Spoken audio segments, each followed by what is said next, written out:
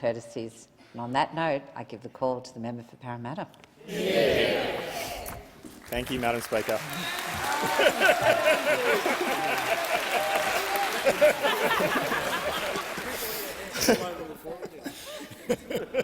Thank you. I acknowledge the First Nations people here today, as well as the traditional owners of the land on which we meet. I thank our First Nations brothers and sisters for showing us that the pathway of truth, treaty and voice will lead to a more unified future for all Australians. And I acknowledge the presence of so many people who have travelled to Canberra to be here today. Some of my oldest friends are in the gallery.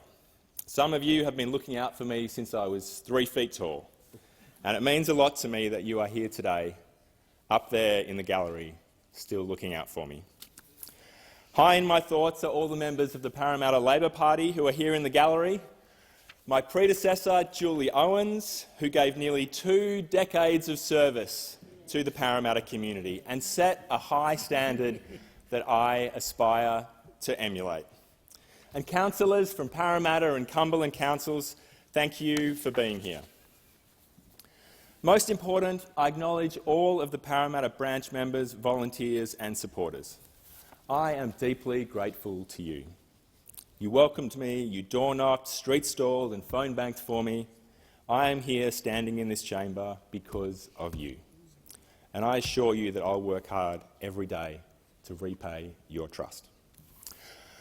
I want to point out my mother and father and parents-in-law, my brother Kim and his family. Like any child, I don't know the half of what my parents did for us kids, but I always felt happy and secure around them. Kim and I could not have asked for a more supportive and loving family. I also want to acknowledge my friends and former colleagues from Alpha Beta. I'm so proud of the business we built together, starting from humble beginnings with 2 employees in my attic and growing to more than 70 people across 5 offices. I learned so much about building teams and managing change along the journey with you. Most importantly, I want to acknowledge my talented and beautiful wife, Phoebe. I always feel so lucky to be with you. We've shared a raft through life's rapids and had a lot of fun along the journey.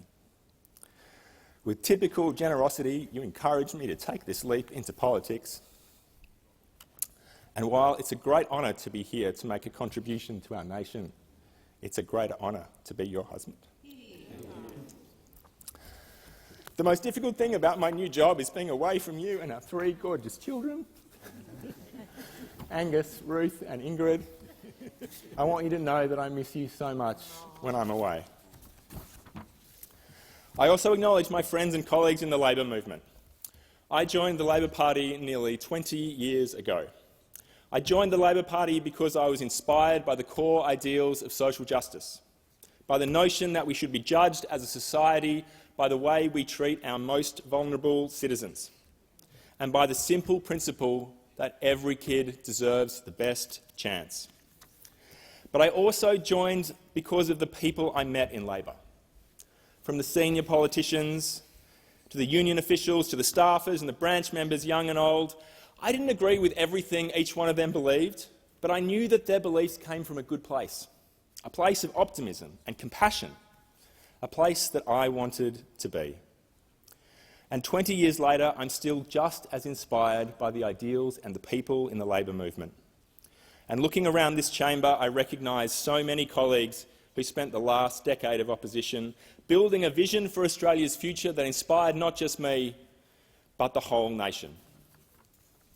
As new members, we come to this place recognising the debt that we owe to experienced legislators and officials who've come before us, and how much we have to learn from them. Thank you in particular to the members for McMahon, Greenway, Watson, Blaxland, Rankin, Fraser, Sydney, Moreton, Fenner, Chifley, Hotham and Kingsford Smith for their advice and support. To these I add the state members for Rockdale, Granville, Auburn, the Leader of New South Wales Labor, Chris Minns, Senator Tim Ayres, Lisa Lake, Kate Pounder, the awesome New South Wales ALP Secretaries Bob Nanver, Dom Offner and George Simon. I also acknowledge the support I received from unions, in particular Dan Walton, Mel Gatfield and David Dobson. I'm grateful to my campaign team, Liam Rankin, James Callow, Ange Humphreys, Gail McDade, Lachlan Harris, Amit Singh, Damien Kasabji, Rebecca Colebrook, Matt Connolly, Riz Chowdhury, Harish Velji and Aisha Amjad. To you and all the branch members and all the volunteers, I say a heartfelt thank you. I also owe a great debt to former Prime Minister Kevin Rudd, both for the opportunities he gave me and for inspiring me as I watched him use his intellect and energy to make Australia and the world a better place. Thank you to Bob Easton, former chairman of Accenture, for showing me that the most important quality of any leader is humility and empathy. And finally, thank you to my new team, Lorna, Eleanor, Mariam, Kai and Paul. It is an honour to work with such talented and committed people.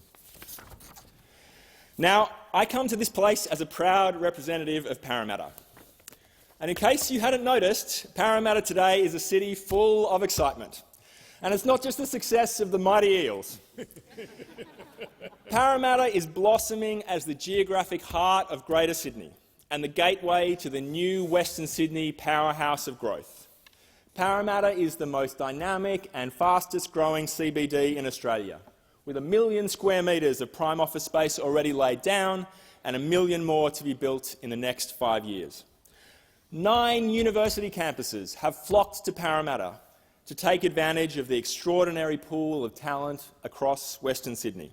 And dozens of companies have moved to Parramatta to be part of its stellar growth. My message to businesses across our state is simple. If you are not in Parramatta, you are missing out on the future of Sydney. Parramatta is also a place of culture and heritage. Its foundations were set 30,000 years ago by the Burmadigal clan of the Darug people, on land rich in meaning and resources, where the fresh water of the Darling Mills and Toongabbie Creeks meets the salt water of the Parramatta River. After Sydney, Parramatta is the second oldest city in Australia. But as any proud Parramatta resident will point out, much of what we commonly take to be the history of Sydney is in fact the history of Parramatta. Old Government House, James Roos's Experiment Farm, John and Elizabeth MacArthur's Merino Sheep Holding, the Female Factory, the Girls' Home were all in Parramatta. Parramatta is the site of Australia's first permanent church building, the first brewery and the first licensed pub. Much of the rich history of Australia is in Parramatta, waiting to be acknowledged, protected and celebrated. The most remarkable feature of Parramatta is its people. The city has been built by successive waves of newcomers seeking a better life for themselves and their families.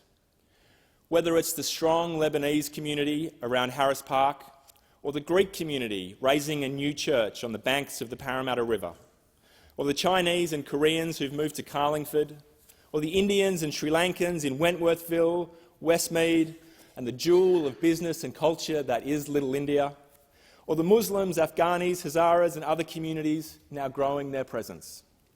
These communities are the true genius of Parramatta, a place that attracts people to come here for a better life for themselves, and in doing so, creates a better city for everyone.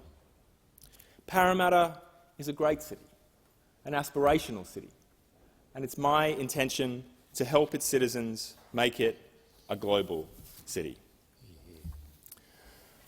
I've spent my life as an economist and business owner building stronger economies and stronger communities. And I'm standing in this chamber because I believe in the power of government to make a difference in people's lives. I've been fortunate to work as an economist around the world and witness how politics shapes the success and the failure of nations. In the United Kingdom, I worked at the London School of Economics on ideas to drive productivity and growth. In New York, at the United Nations Development Programme, I studied the factors that keep millions of people around the world in desperate poverty. I worked with Joseph Stiglitz to show how fair trade agreements can build countries up, but unfair deals can perpetuate inequality and stifle opportunity. And after 6 years working in different countries, I thought more and more about Australia. How remarkable our national story is. How lucky we are. Australia isn't perfect, but our journey to become one of the most prosperous nations in the world, full of promise and opportunity, is an extraordinary achievement. And many countries have not been so successful. And Australia's success is not an accident. It's the product of good management, of tough decisions, and strong institutions. And I'm proud of Labor's contribution to Australia's economic journey. Labor governments opened up Australia's economy in the 80s and 90s. We kept our country out of recession in the 2000s. And now, the question we have to ask ourselves is what is next for Australia? How do we keep the arc of Australian prosperity rising? How high can we aspire? The answer starts with acknowledging that despite the remarkable success of the Australian project, there is much more to do.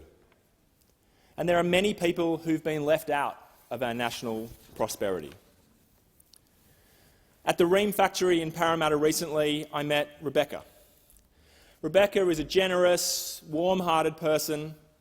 She's been at Ream for 20 years. She works hard. She's devoted to her family. She contributes to the community as the secretary of the local Baptist church. She volunteers on the weekends to feed the homeless. I thought about all this woman has contributed to our country. She is everything any of us would want in a neighbour, a workmate, or a friend. But as a nation, we have to ask, are we supporting Rebecca as well as she is supporting us? Over the last 10 years, Australia has lost sight of the fact that good economic policy is fundamentally about people. What is the point of a strong economy if most workers have zero wages growth for a decade? What is the point of near full employment if millions of people are in insecure work? What is the point of rising education levels if hundreds of thousands of migrants find themselves in jobs that don't even use their qualifications? What is the point of rising incomes if the gender pay gap is getting worse, not better? When my dad worked at that same Ream factory as a young engineer in the 1970s and 80s, Parramatta's manufacturing industry produced good local jobs. Jobs that could give families security and opportunity. And I'm in Parliament today because I'm committed to making sure that the people who work hard for Australia are rewarded, and the people who need caring for are not left behind. Every day of my working life to date has been about this, whether it was fighting against unfair trade deals, supporting unions in their wage cases before the Industrial Relations Commission, or advocating for small businesses during the global financial crisis and pandemic.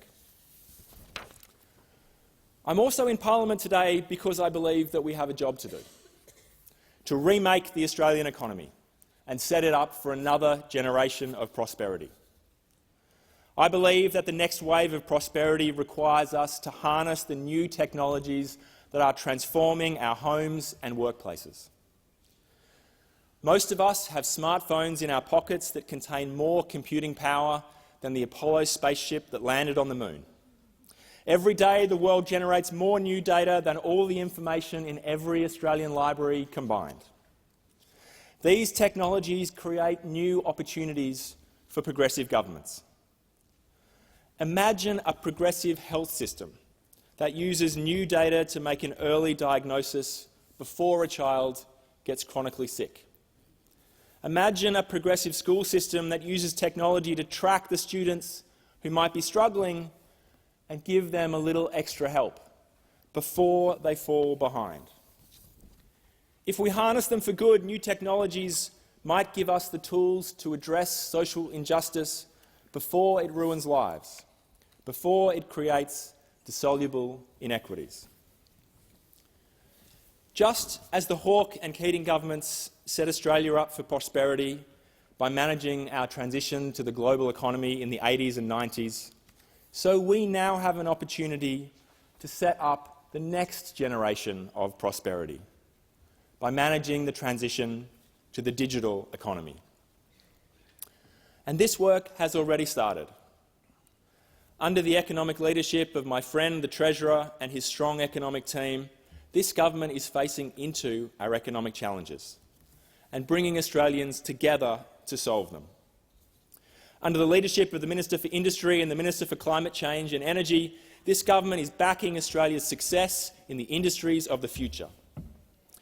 Under the leadership of the Minister for Home Affairs, the Minister for Immigration, the Minister for Education, this government is recognising the immense contribution that new migrants make to Australia and ensuring that they fully participate in our economy.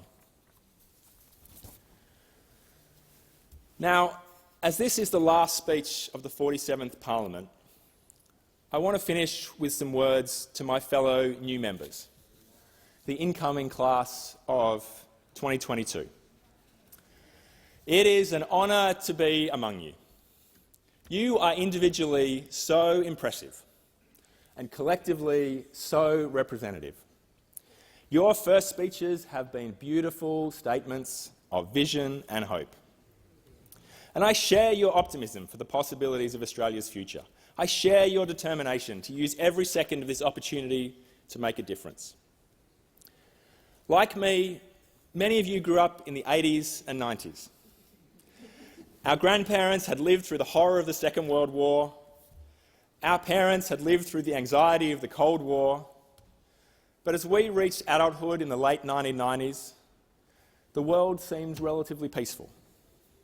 Democracy was on the march. Global poverty was in retreat. I remember at university our political science professors ventured to predict that we were experiencing what Francis Fukuyama called the end of history, in which every country would adopt democracy and freedom. Our generation came of age in this sunlit optimism of the new century. But now, a few decades later, we arrive in politics at a darker moment. In many nations, liberal democracy is in retreat. Autocrats, tyrants and despots are on the march. Putin, Erdogan, Bolsonaro, Trump, it's as if the shadows of the 20th century are coming back to haunt us once more. Australia's democracy doesn't harbour such autocrats, but it is evident that faith in our democracy is down, and belief in the power of politics is falling. Maybe, like me, you've experienced this firsthand, knocking on constituents' doors, expecting to engage in another lively conversation about policies and ideas, only to find the blank look of disillusion from an unenrolled young person, or very occasionally to be shouted down by an angry conspiracy theorist. It's our overriding responsibility to fight against disillusionment and build faith in government. And I want to thank the Prime Minister and all of my colleagues for what they have already done to restore faith in our politics. By putting forward an integrity commission, by ending the pork barrelling, by leading through unity rather than division, and by proving that, yes, our democracy is strong enough to tackle our biggest challenges like climate change. This is the leadership that will build faith in our politics. These actions are the antidote to disillusionment and the bulwark against encroaching autocracy. So, finally, as the class of 22, our job is to take this forward. As John F. Kennedy said to our parents' generation, in the long history of the world, only a few generations have been granted the role of defending freedom in its hour of maximum danger. Our generation is one of them, and we have to rise to the moment. Thank you.